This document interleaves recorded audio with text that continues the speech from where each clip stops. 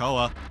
Again, going to be the first map between these two teams. I mean, we saw it just recently in Fury versus Falcon Red, right? It really went into Fury's favor because of how well they were able to facilitate the dive. They win the first fight, and then they just keep it going, right? If you have the space to facilitate dive comp, you just run over the entire lobby, and that's exactly what they did. Now we head into the ban draft. Gen G already taking a page out of Asia's book by taking the Mantis for themselves. That's right, Slippery was saying that a lot of teams inside this group stage might be, quote, Mantis crutches. And we're seeing Gen G lock in the Mantis early on, so... Okay, double Mantis for both these teams now. Are we going to be seeing a very stable backline of triple strats, or is it going to be one healer and the constant damage amp for the Mantis? I mean, there's a lot of options, right? You have to take away the Loki. At the very least, deny the Vibrant Vitality. It's already looking like a full mirror potential coming in for both teams. So if it does go into a full mirror scenario, it's just going to be a matter of who can play their comps better. Because you essentially canceled each other out in the ban draft, so you can't really blame ban draft for doing badly. Ultron or White Fox, decisions. That's a tough call because you don't have the Elsa anymore. Having the Ultron ban might mean that Gen G is expecting Kanga to go for maybe more of a grounded approach, and they don't have to worry about hit scan. Maybe not. Gen G, though, I like this pick onto the Daredevil. You give yourself a lot of scouting potential, so if Kanga do want to facilitate a dive composition, it's going to be a little bit harder because of that Daredevil being accessed by Gen G. Kanga, thankfully, will also have it as well, so maybe we see a mirror on the Daredevil, maybe we see Kanga decide to go a different approach, try to shred down the Vanguards with that Wolverine pick as well. There we go, double Daredevil. That's going to be a scary prospect to go over. Yeah, and both teams are going to know exactly where each other are, so it essentially accelerates the dive process. Usually, without the Daredevil, you have to scout out the opponent, figure out where they are coming from, and then you start the countdown of the 3, 2, 1, and then you hit them in the back line. But with Daredevil being able to relay information to the entire team, that essentially just skips that entire step, right? You don't have to scout where they are, because Daredevil can just be like, hey, you guys are right there. Let's get in position and then go for a hit there. But with both sides having access to the Daredevil, we could really see very, very fast hits coming in from both sides.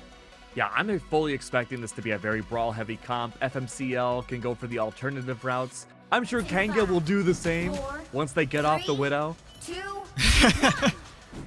No, instead, no Daredevil anymore. We're sticking with the triple Oh, stats Adam Warlock. Okay, alright, so Kanga decided to use the win condition onto Juicy on the Adam Warlock, so he's gonna have to be careful.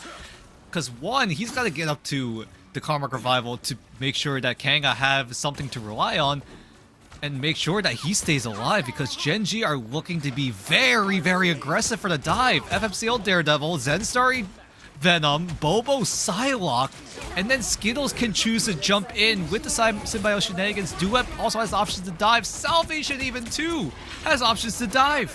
And keep in mind, the Strategist ult's not the best when it comes to blocking damage early on. Vance of the Butterflies only has to watch out for Sectar on the invisible boundary. Early damage and picks have been found. Is that everybody on Kanga grouped up? Revzy's already swapped away from the Phoenix, realizing that some sort of fight might be necessary, but Bobo could shoot them down from the sky. Gen G realized that they don't have to overextend. They already got capture of the first mission area. Kanga do group up to make sure that if anyone on Gen G decide to go for an engagement, they're able to just focus them down. But with Zenstari and FMCL doing all the heavy hitting, it doesn't matter. Kanga just gets shredded. This is where Kanga are just gonna fall on through. Gen G, they go for soft hits, try to bait out the key cooldowns, this most notably Dusk with the Mantis Sleep, Juicy with the Soul Bond, and as soon as those resources are gone, that's when Gen G go for the finishing blow. I mean, surely at this point, Kanga need to think of a brand new strat overall, right? They don't want to let go of their ult percentage just yet, though, but once they're all dissipated, I think we need to see something major change up. Your only sense of damage is going to be down to the hands of Thing and Star-Lord. You have to rely on those ults to get those started. But Isaac, of course, is going to be another one of those factors. FMCL does fall, but that's a massive overheat to the hands of the Daredevil. Yeah, he got a little bit isolated as well. FMCL just couldn't find the line of sight of his own strategist to get himself up and healthy enough as Dusk and Scepter. Oh no, KNG stacked their strategist ultimates. It's Jeff, Feast of the Abyss is all out, Soul Resurgence in return, and yeah, you're right, double strat ults stacked on top of each other, not a position you want to be in. And depending on how this fight goes, Juicy has to play very safe to use Karmic Revival. It's letting the devil out! Down once again, Salvation is out with the Kumiho, but it's not even necessary. This is a wipe after wipe from Gen G. They just are locked in. They are on the same exact page. Great catch onto Juicy to deny the Karmic Revival to extend that fight for KNG. And KNG had to have been a miscommunication with the double stack of strategist ultimates. Both the Invis and the Mantis using their ults at the same time meant that Gen G just had to wait those strategist ultimates out, make sure they stay alive in that team fight, and then you just go for the finishing blow. Quick as you like it. Salvation, Salvation just pops the White Fox ultimate. No response on the side of KNG, apart from Juicy on the Karmic Revival, but FMCL was there to quickly shut it down with the Devil out.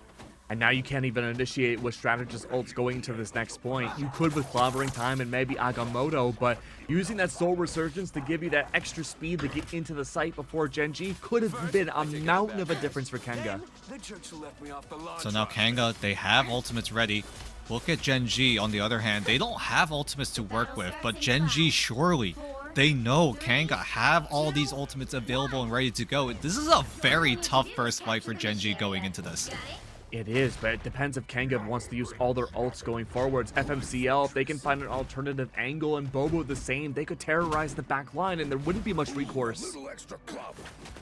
Wouldn't be good. Eye of Agamotto could really make things a lot more efficient for KNG if they're able to capitalize. Juicy, on the other hand, shouldn't have to use the Karmic Revival at least for this first fight. Oh, that'd be such a waste. But if he needs to, he does have that resource, a little bit of a safety net on the side of KNG, as that mission area does open up. Everyone on Gen G looking to make the first move with the Banhammer coming into the back line. Zenstari already getting taken out. So when does Revzy decide to go up into the sky with the Galactic Legend? Now would be a perfect time because Gen G don't have any resource to counter it. That's right, though. Clobbering Time brought out, opening KO going on KNG's favor. Still, though, no cap for either team just yet. FMCL not long for this world, and still that Galactic Legend's held on up until now. Soul Resurgence on top of the Galactic Legend, looking for all the squishies you possibly can. Once again, though, Duet falls. A big stagger against Gen G for this first cap. Yep, I mean, this is what we expected coming in, right? KNG had a lot of ultimates compared to Gen G. Gen G, I think all they really want to do is try to buy as much time as possible and make sure that their ultimates are ready to go for the next engagement. And that's exactly what Gen G did. They thought ahead for this next fight. Juicy is up in the sky. Make sure he stays alive so that if KNG need it, he does have a way to revive the team back into the fight. Isaac goes in with the Eye of Agamotto, only tags up Zenstari, but do they eliminate him in time? Yes, they will, but there is a trade onto Dusk. Skittles goes in and swallows up the Adam Warlock of KNG. That is a huge pick coming in. That's going to be Juicy getting the Cocoon maybe into a Karmic Revival. Hopefully not, though, but no presence really from KNG, excuse me, onto the point. It will be the cap back, though. I spoke too soon. Feast of the Abyss is out. Wow. Adam falls, and this is where you dance with the butterfly follow through, cutting up away the entirety of this competition. Gen G take it back. Yep, Gen G retake. Juicy was found and eliminated quickly. Skittles takes out the Adam Warlock Cocoon. And then Bobo, with the Dance of the Butterfly, was able to finish off Juicy. And KNG, this win condition of the Adam Warlock just doesn't work right now because everyone on Gen G are able to find the Adam Warlock so fast. And KNG just can't help him out. You can't even go for the Karmic Revival in a safety net. You're going to be found by FMCL, and the devil will be let out. Back into a small little mushroom house again. Everybody tries to survive. KNG goes for the Karmic Revival. At least one player gets revived. Everyone's in a small room. Devil has been let out directly in the house. You don't want to knock. You don't want to let him in. But he's going to force entry, and that is a complete team wipe. Juicy, yeah, he got the Karmic Revival down, but he only revived one member on KNG. Juicy is still staying on the Adam Warlock. It's trying to stick onto this win condition. Because quite frankly, Kanga don't really have any other option. Revsy does have the Galactic Legend. Tinny could come up huge with a good clobbering time. But if Gen G are just bringing the fight to you, Kanga don't have room to breathe. There's just no counterplay to wow. FMCL. Okay. Wait. I don't know what Daredevil, I don't know what FMCL was trying to do there. Maybe I see the vision a little bit. Agamotto is out. That's going to be helpful. Isaac has been a silver lining in a composition that has been making me very scared in not the right ways. Oh my. Skittles a duet, dueling it out, finding impact any which way you look. It's the entirety of Kanga gone. Maybe a chance of a portal. Yeah, you have no choice. No, 94%. Oh my Skittles. god. Skittles. He's gonna eat Isaac. He's gonna eat that portal. So comes out though. Oh, Okay. A blessing so close. in disguise. That's gonna work well, but FMCL takes down Juicy, who is now swapped from the Atom to the Daredevil. Goodbye, Sector. You wouldn't see it though. Dance of the Butterfly is out and gets rid of everybody outside this portal into a blender. Gen G handedly take map 1. Wow, what a burst coming in. Oh, okay. Hello, Zen, sorry. Just hanging out in front of Kanga's spawn, but Gen G, what a stomp coming in against Kanga. We thought Kanga might have a chance here against Gen G, considering the amount of talent that they have at their disposal, but Gen G just looked to be next level. Great ultimate from Bobo to force Kanga into a position where either you hang back and let Gen G take the map, or you jump into the blender of Bobo towards that end of the fight. And Bobo deservingly gets the MVP, 22 eliminations, 9 final hits, and didn't go down a single time.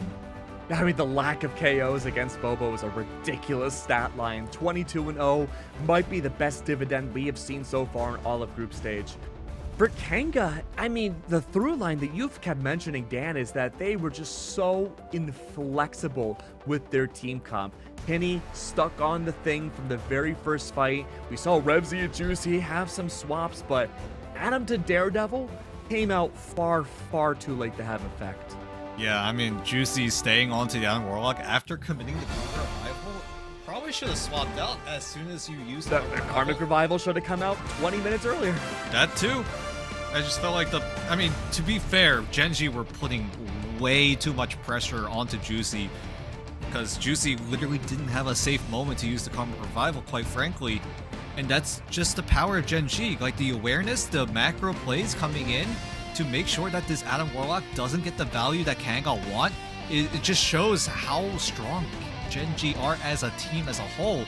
And on the side of Kanga, you can't really swap out of the thing because Gen G literally running full dive, and if you swap out of the thing, that's one countermeasure gone out the window for Kanga.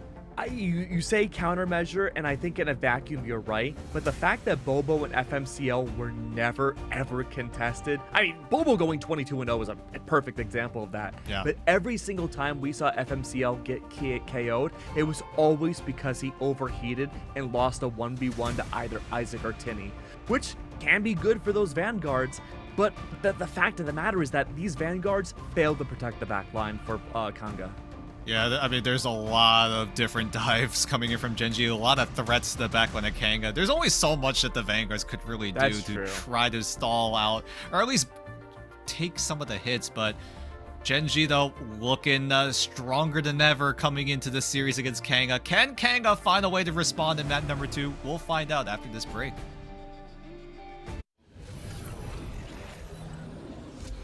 Dracula wishes to reclaim my city. You call yourselves New York's guardians. Now is the time to prove it. Thank you very much.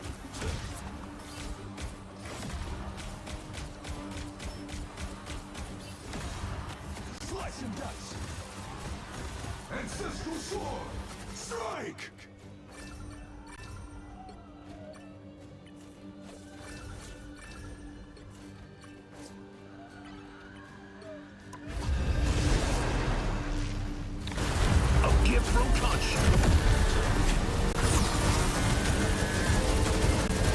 Taste cold steel. Time to make the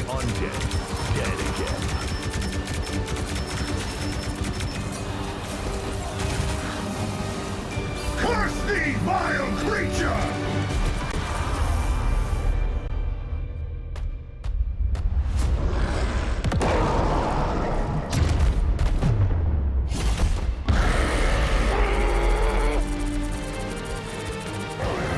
Well done. Perhaps I'll give you the key to the city after this. I shall feast on your bones! Ratatosker? What did Dracula do to you? You've got to fight, girl! You truly believe yourself my equal? Pathetic.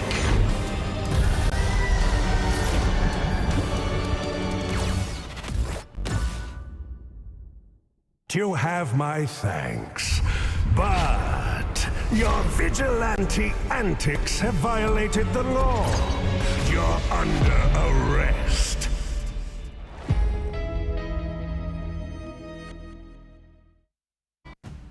Genji had a pretty good statement for Game 1, but can they do it again, Dan? I think so.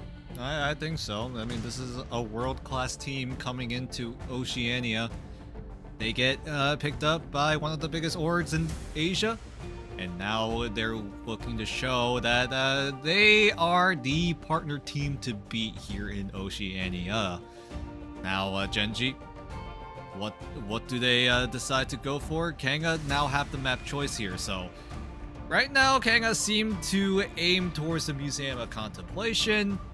We've seen that map a little too many times. It got to a point during group stage back in Asia where we didn't know what second and third looked like, because every time the losing Always team spawn picked hold. Museum, they choose attack first, and they kept getting full health. So many spawn holds coming out on the Asia side, but OCE, at least so far, the times we've seen Museum of Contemplation, the runs have been pretty deep, and they've mostly died out on that second point rather than the first. And thankfully, Kanga. Actually, no. Is it really thankfully? Because Kanga chose attack side first.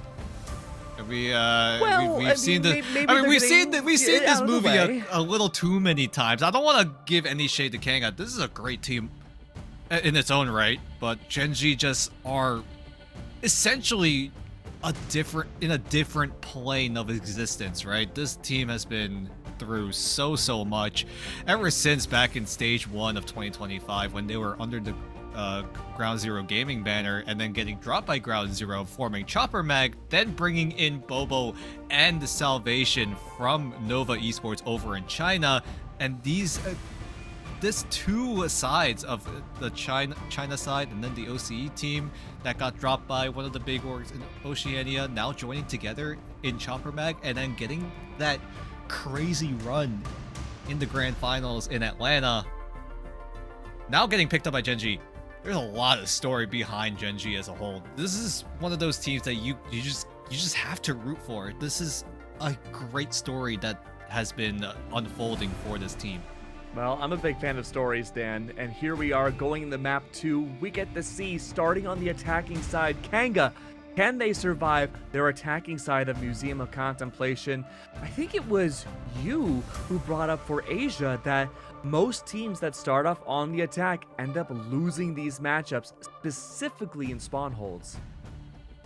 And yeah, that's been the story, at least in the group stage. In the playoffs, it hasn't been that of a case, which is good, because we want competitive matchups. We want very close maps and showing of how well both these teams can run their compositions. Yeah, make sure we don't sleep, because we're not trying to start snoozing on live, because that would be really bad. But either way, I've got my spaghetti. Yeah, I mean you got food to work with. I unfortunately didn't make food before this, but either way, we got the band draft cooking up and ready to go. So Kanga will get the Elsa save, as both Genji and Kanga do what we've been seeing every single time, right? Take away the Gambit. Do we think the Elsa save is a massive threat to Genji for how they like to play, assuming it's Daredevil Psylocke again? It depends. Do they want to match it? That's really the big question. Genji are thinking about the Invisible Woman instead. Maybe it's a little more towards the ego side. Genji might be okay dealing with Kanga, who might go for the one-sided Elsa if Kanga do commit the Elsa ban, there we go. It's going to be a one-sided Elsa confirmed for Kanga Esports. Now both sides look to get a ban going. Gen G needs to just ban out stuff that enables the Elsa Bloodstone. Whereas Kanga, you're going to have to figure out what Gen G want to go for. There's a lot of different ways Gen G can go in this ban draft. And banning out the Wolverine, that's going to be a solid start from Kanga's side. We did see FMCL hover it over. Duap is also hovering the Daredevil. I imagine he's not going to end up playing that and probably go for the Vanpool instead. So far, so good. I would say still for Gen G. I think the Daredevil being a through line for them in their domination match could work out well. This next ban, if it's Daredevil, no Vanpool. So the onus comes down to Duap to see what he's going to swap to instead. I mean, I'm not sure if the Vanguard Deadpool is the greatest ban. Okay. Because maybe you could argue, yeah, you could get early pressure onto the backline of Kanga. Then maybe that's the reason why Kanga are going to take it away, so that they don't get instantly pressured from the get-go. Because that's really what happened on Kanga in map number 1. The sheer amount of pressure coming in from Gen G with the ban hammer, with the sheer amount of dive potential that Gen G were utilizing, just meant that Kanga just didn't have room to do what they wanted to do. Oh, double looks like. All right, but we'll see if Kanga's ban onto the Vanguard Deadpool is because of the pressure, or it's because to try to deny Skittles from using the GIF. But if Gen G already saved the Loki and the Invis, that you essentially know what they're running. Yeah. Gen G showing a lot of their hands early on. I will say, compared to the domination matchup for Gen G, yes, they are defending. This is not a very damage-heavy comp. They're playing mainly for stall and draining that timer. Yep, that's exactly what Triple does. You don't have much damage, but you do have a lot of tankiness. You have a lot of healing potential because of the 3 strategist, 3 Vanguard lineup. And Gen G also get access to the Loki and the Atom, so chances for a double Karmic Revival could be massive if Kanga aren't able to break through early. Kanga need to come in insanely aggressive in this first fight. I mean, they have the composition to do it. Daredevil, Elsa, and of course the Vanpool to do so. Yeah, this would be the comp to have that work. Bobo, the heroics of the Psylocke in that last match, I'm expecting, I can't believe I'm saying this, Dan, to frag out on this Atom. They're gonna have to. I mean, Bobo is usually the man on the Atom Warlock for Gen G if Gen G do go for the Loki Atom composition. So it's going to be up to him to make sure that he gets the ultimate ready to go as soon as possible. But Skittles with a lower ultimate energy cost means that he's going to be able to get closer and closer to the ultimate. Oh my goodness, everyone I can't believe they survived that. Dangerously low, but a clutch of lamps coming in just buys a little bit of time. But with FMCL going down, Gen G are going to have to reel back for a little bit. FMCL even switches over to the Venom so that he's able to get to the team as soon as possible. Yeah, this is a lot of distance being swept under from Gen G's speed. Juicy swapping to the away from the Daredevil into the Punisher worked wonders to prevent Starry from using those balls to make space. There it is, Meteor M to Skittles. Meteor M does not connect. Eternal Bond still finds impact. I don't think it was a bubble. I think it just missed. But Juicy brings down Final Judgment in the middle of the hole. Has the timing down perfectly. 2 of the Vanguards now from Gen G are gone. And through it all, Sektar close to getting that Eternal Bond. Opting to maybe be able to hold on to it, depending on what this invisible boundary does for himself. Oh, no! No! Double Eternal Bond! Oh, Kanga, you were looking so good! Not now! I mean, there's a chance that Gen G aren't able to defend this, but Kanga utilizing 2 strategist ultimates at the exact same time is already bad news in terms of ultimate economy. Yeah, Juicy is going crazy on the Punisher right now, and surely that's going to be enough for Kanga to get to first. I imagine now Gen G needs to opt to get a duelist at some point. 9.989 meters left before this convoy reaches P1. There it is, very sound and very secure from Kanga's side. Juicy, my God, dude. I mean, that's exactly what Kanga had to do, right? Go in aggressive, guns blazing, literally, and make sure that Bobo doesn't get a chance to use the Karmic Revival. Kanga do exactly just that. gets the early pick onto FMCL so that Gen G are a little bit disjointed.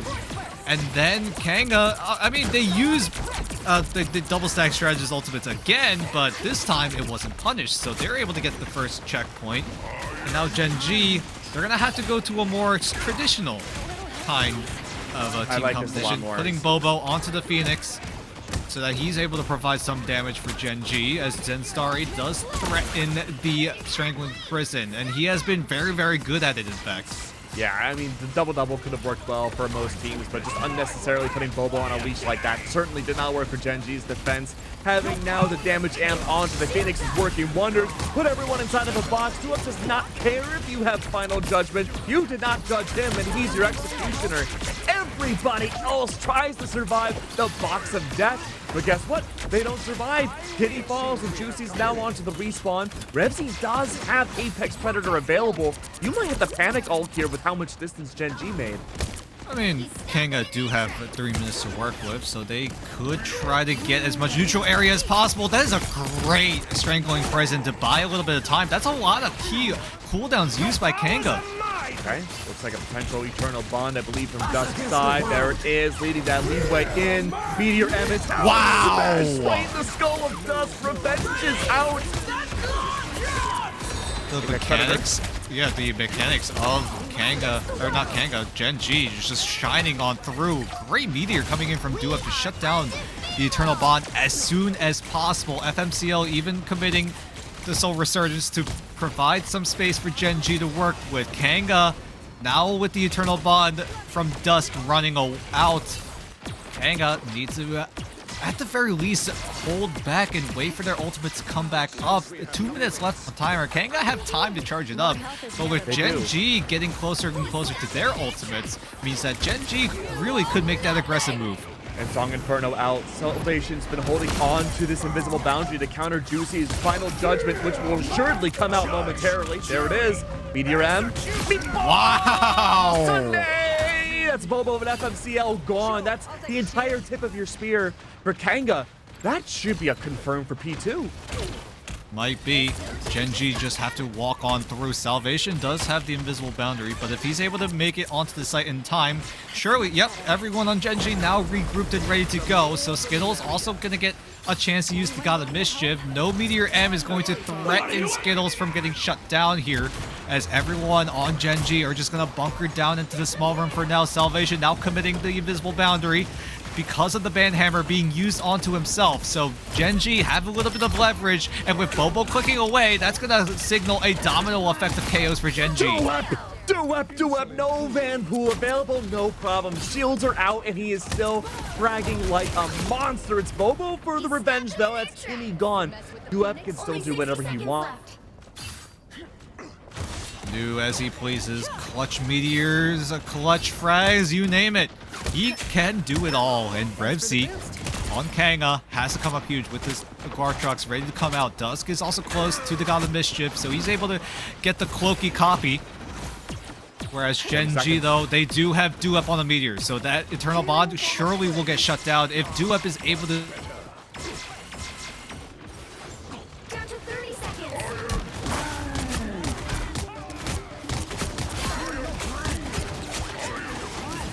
We got a little bit of a time freeze.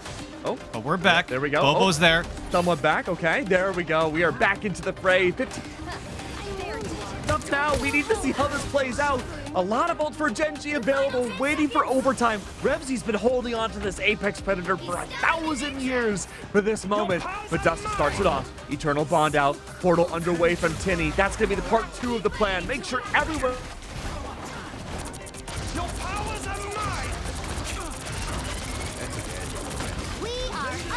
come through. A freeze again.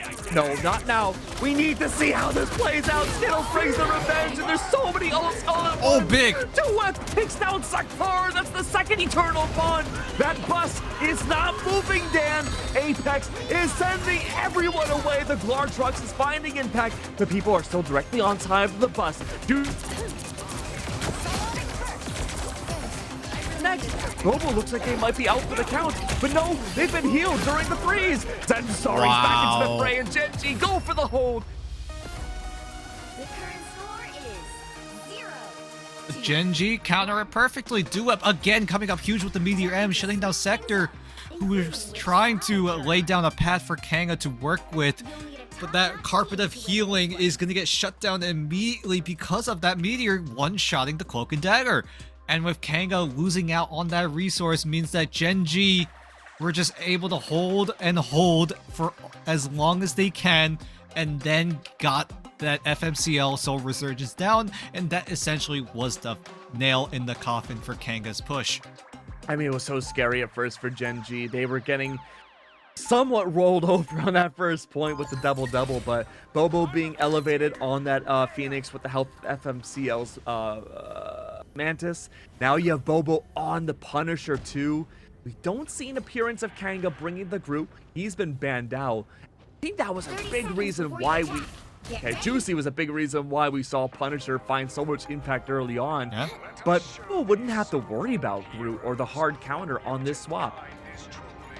Yeah, I mean, Juicy had to pop off on the Punisher, get those eliminations quickly, make sure they get the momentum that they need in order to shut down Gen G's initial plan of going for the Karmic Revival win condition. But now the Kanga, they're not going to resort to the triple Vanguard, triple strategist lineup that Gen G did. They're going to go a little bit more aggressive with Revzy on that Elsa Bloodstone. Keep in mind, this is one-sided, but Bobo just dips Juicy outright.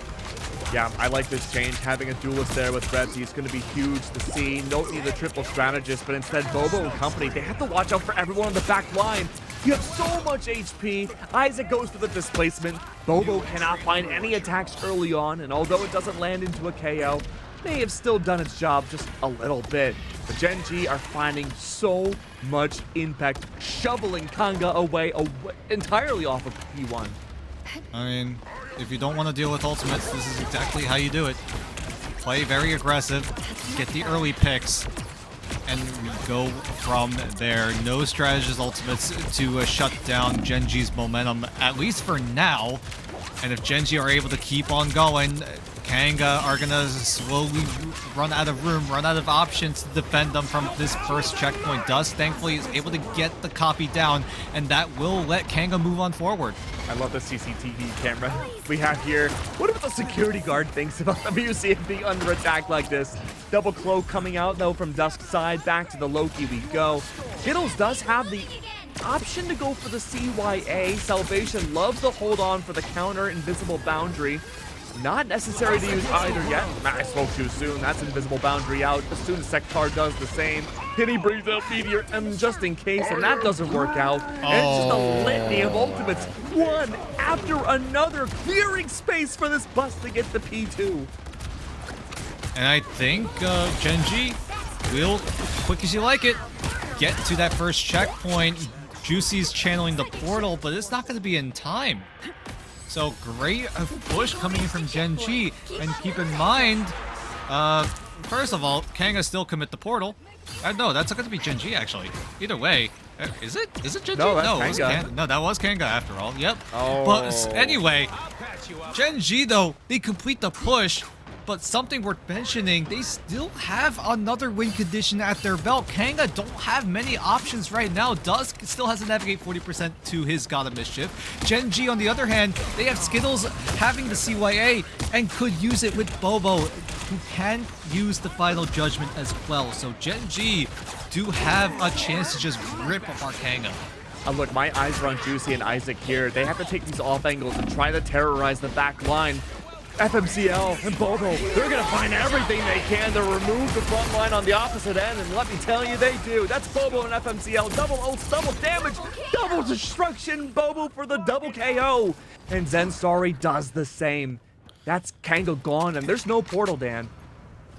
Yep, no portal already used by Kanga. Gen G are getting dangerously close to a map win. Kanga need to get a move on, but still, Kanga losing out on Dusk is already bad news. Not only is he going to get staggered out from the rest of the team, he's not going to be able to stack up the ultimate. There's a chance that this God of Mischief doesn't come out in time. I don't think they touch Actually, it all. no one is even there in time. Hello? Where is Kanga? Okay, now they touch onto the convoy. no room for error whatsoever. Apex Predator is out. Duep and Skittles, of course, they are finding their own impact. That's the BRB for Skittles to help out FMCL bring it back in. One duelist available, though. That's Bobo gone. So FMCL is going to have to take on the reins all by himself. And Bobo can. Okay, invisible boundary. Salvation could easily bring it back out here. 2 minutes 45 left on the clock. Ult economy's healthy for Gen G. They can bring it all out here. Force KNG to go for the release of their own Watch Duep. Dust goes at once. That's Eternal Bond gone. Bobo hold on to Isaac, and that's the back line decimated from KNG's side. Kenny, where are you going to bring this Meteor M? Salvation already used invisible boundary. There's nothing else to counter with, and yet KNG still hold on. KNG are holding. In fact, 2 minutes left on the timer means that Gen G still have a lot of leverage to work with. They can wait for the rotation of Skittles to use the CYA. Here comes all the ultimates coming in. Tinny tried to soak up the Strangling Prison and is able to snipe down Skittles, who was threatening the CYA. But then again, Gen G have a lot of time, so they're okay with losing out in this fight.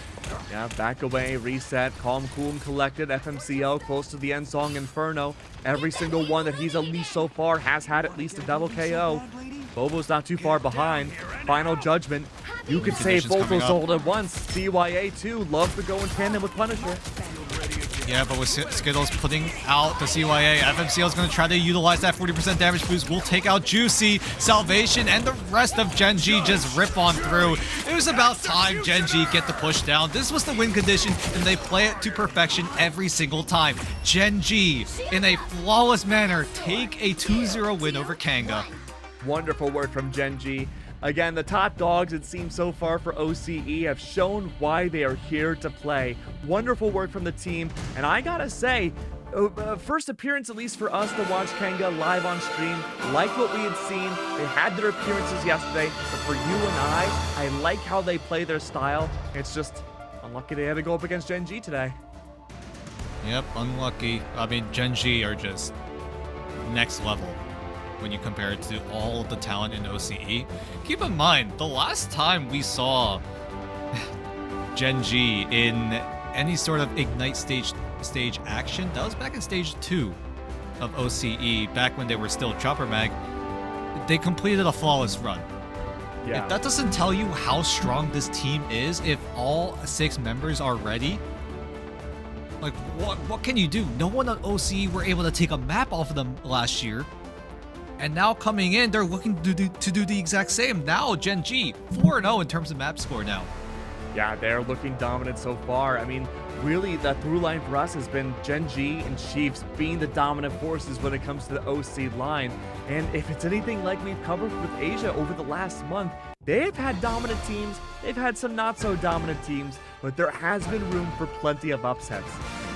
Playoffs has been enough of an answer of that today too, with Triple AD being one of those 2 teams eliminated early. Who's to say how this all fills out, Dan?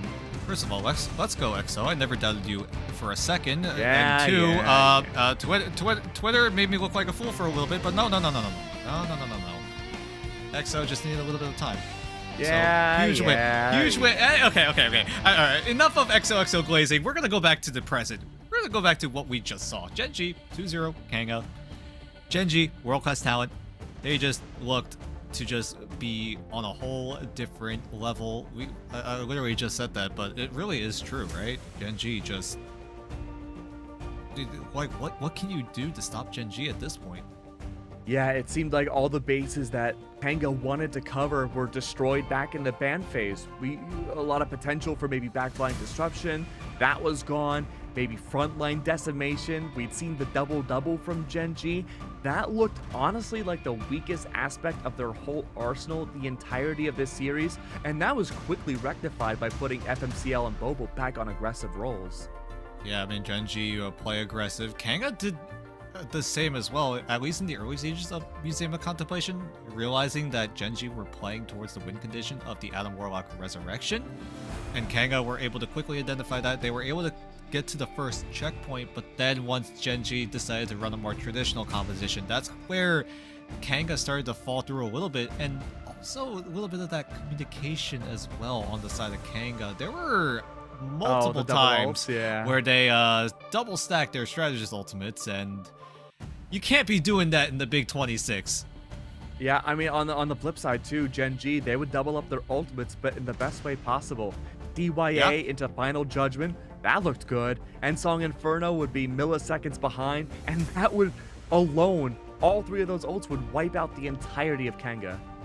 And yeah, that's the power of Gen G when they're playing together, right? They're able to just figure out, hey, we should use this for our win condition. Let's follow through on it.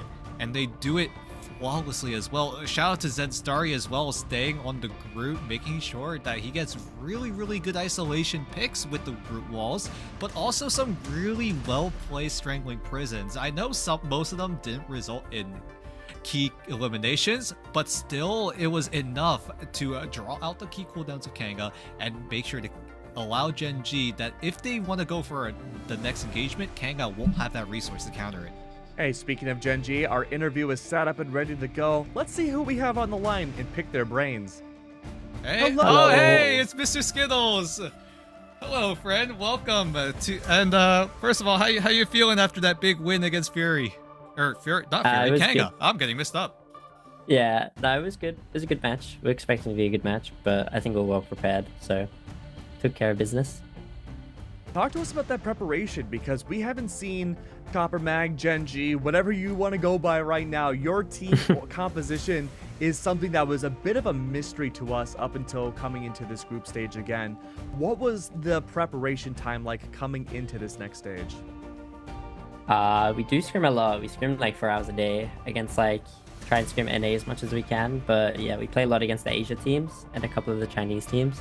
So we adjusted our ban line in scrims and decided what we wanted to play, but we have practiced every save between the Gambit and the Elsa and the Mantis first save, so we can play every iteration basically.